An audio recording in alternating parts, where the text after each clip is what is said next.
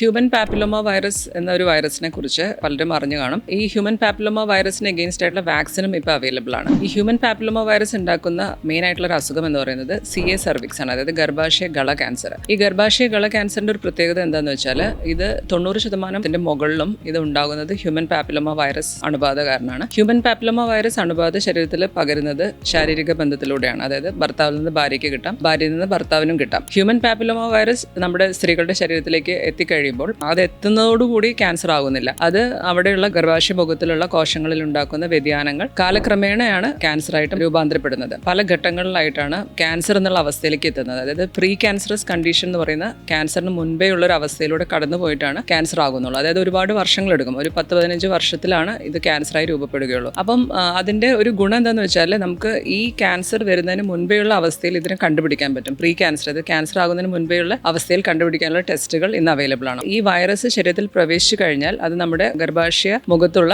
കോശങ്ങളിലെ DNA-യിലാണ് വരുന്നതും അവിടെയാണ് അത് വളർന്ന് പെരുകുന്നതും. അപ്പം ആ human papilloma virus DNA test എന്ന് പറയുന്ന ഒരു ടെസ്റ്റ് അവൈലബിൾ ആണ്. അത് ഏകദേശം ഒരു 2000 രൂപയുടെ അടുത്ത് ചെലവ് വരുന്ന ഒരു ടെസ്റ്റാണ്. അതുവഴി നമുക്ക് ആ ഹ്യൂമൻ പാപ്പിലോമ വൈറസ് നമ്മുടെ ശരീരത്തിൽ പ്രവേശിച്ചോ ഇല്ലെന്ന് അറിയാൻ കഴിയും. അപ്പോൾ അങ്ങനെ ഉണ്ടാകുമ്പോൾ തന്നെ നമുക്ക് നേരത്തെ അതിന്റെ പ്രിക്കോഷൻസ് എടുക്കാം, എന്തൊക്കെ ചെയ്യാൻ പറ്റുന്നതിനെ കുറിച്ച് ആലോചിക്കാനുള്ള ടൈം കിട്ടി. അത് മാത്രമല്ല, ഇനി പ്രീ ക്യാൻസറസ് കണ്ടീഷൻ വരികയാണ്, അതായത് കുറച്ച് സെല്ലുലാർ ചേഞ്ചസ് എല്ലാം വന്നു കഴിഞ്ഞു, എന്നാൽ ക്യാൻസർ ആയിട്ടില്ല. ആ ഒരു അവസ്ഥയിൽ കണ്ടുപിടിക്കാനാണ് പാപ്സ്മിയർ എന്നുള്ള ടെസ്റ്റും അവൈലബിൾ ആണ്. അത് നേരത്തെ അവൈലബിൾ ആയ ടെസ്റ്റാണ്. ഇപ്പം HPV DNA ടെസ്റ്റും ഇപ്പോൾ റീസെന്റ് അവൈലബിൾ ആയിട്ടുള്ള ഒരു ടെസ്റ്റാണ്. HPV DNA ടെസ്റ്റ് നമ്മൾ ചെയ്യുകയാണെങ്കിൽ എല്ലാ 5 വർഷം കൂടുമ്പോഴും 30 വയസ്സ് കഴിഞ്ഞ സ്ത്രീകൾ 60 വയസ്സ് വരെ ചെയ്യണം. പാപ്സ്മിയർ ആണ് ചെയ്യുന്നതെങ്കിൽ കുറച്ചും കൂടി ചെലവ് കുറവാണ്, എന്നാൽ അത് ഈ വൈറസിനെ ഡിറ്റക്ട് ചെയ്യാൻ ഹെൽപ്പ് ചെയ്യില്ല. അത് എവറി 3 ഇയേഴ്സ് ചെയ്യണം, 30 വയസ്സ് കഴിഞ്ഞ സ്ത്രീകൾ 60 വയസ്സ് വരെ. അതുകൂടാതെ ഇപ്പം ഹ്യൂമൻ പാപ്പിലോമ വൈറസ് എഗെയിൻസ്റ്റ് ആയിട്ടുള്ള വാക്സിൻ അവൈലബിൾ ആണ്. അപ്പോൾ അത് നമ്മൾ വെക്കുന്നത് ചെറിയ കുട്ടികൾക്കാണ്. അതായത് 9 വയസ്സ് മുതൽ 14 വയസ്സ് വരെയുള്ള കുട്ടികളാണെങ്കിൽ 2 ഡോസ് എടുത്താൽ മതി. ഫസ്റ്റ് ഡോസ് എടുത്ത് 6 മന്ത്സ് കഴിഞ്ഞിട്ടാണ് സെക്കൻഡ് ഡോസ് എടുക്കേണ്ടത്. എന്നാൽ